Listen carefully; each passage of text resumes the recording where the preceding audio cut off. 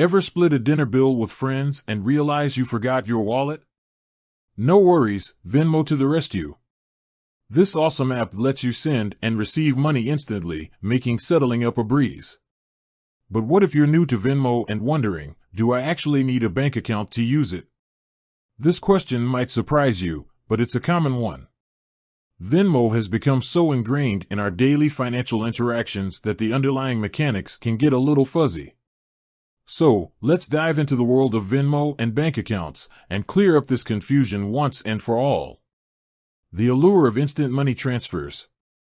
First, let's appreciate the beauty of Venmo. Gone are the days of scrambling for cash or waiting for cumbersome bank transfers. Venmo makes exchanging money as easy as sending a text. Need to pay your roommate back for rent? Venmo it. Splitting a weekend getaway with friends? Venmo it again. It's fast, convenient, and even throws in a fun social element with its user profiles and feeds. But how does the money actually move? This is where things get interesting. Venmo itself doesn't actually hold your money. It acts as a middleman, facilitating the transfer between your bank account or another funding source and the recipients. Here's the key takeaway. While you don't necessarily need a bank account to use some basic Venmo features, having one unlocks its full potential. Exploring Venmo without a bank account. Let's say you're a college student or someone who prefers not to have a traditional bank account. You can still create a Venmo account. You can browse feeds, follow friends, and even add contacts. However, your ability to send or receive money is limited. Here's the catch. Without a linked bank account, you can only spend money that's already in your Venmo balance. This balance comes from receiving money from other Venmo users.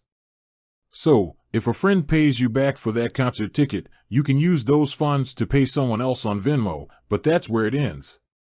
You can't directly add your own money unless you use the not-so-secret alternative, topping up with a debit card. This is where things get a little less convenient.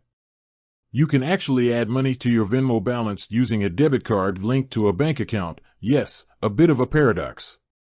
This allows you to send money to others even without a linked bank account. However, there's a fee involved, which can quickly eat into your transactions. The power of linking your bank account. Now, let's talk about the real game changer, linking your bank account to Venmo. This unlocks the full potential of the app. Here's why it's awesome. Seamless sending and receiving, transfer money to friends or receive payments instantly. No more waiting for funds to settle in your Venmo balance. No more debit card fees, top up your Venmo balance directly from your bank account, free of charge. Transfer to your bank, easily transfer your Venmo balance back to your bank account whenever you need it. Peace of mind, knowing your money is securely linked to your trusted bank account adds a layer of comfort. The bottom line, bank account for convenience and power.